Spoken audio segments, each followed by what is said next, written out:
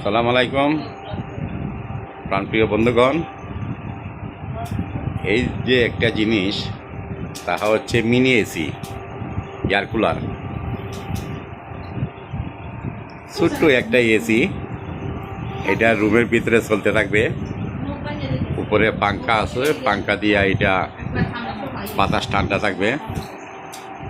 দেখেন অনেক সুন্দর সিস্টেম কিন্তু। এই দেখেন এখানে পানি রাখার জায়গা আছে।